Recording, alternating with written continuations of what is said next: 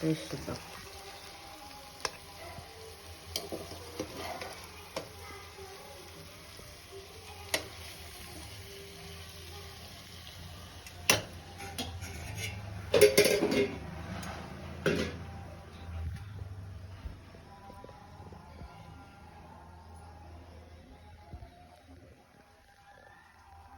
కాకరకాయ చేదని తినని వాళ్ళు కూడా బాగా తినచ్చు. చూడండి ఉడికిపోయింది బాగా.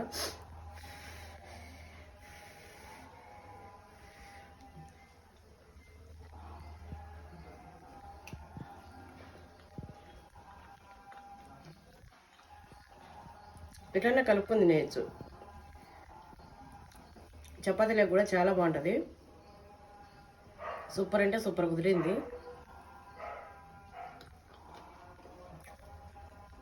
ఒకసారి ట్రై చేయండి, తర్వాత చెప్పండి.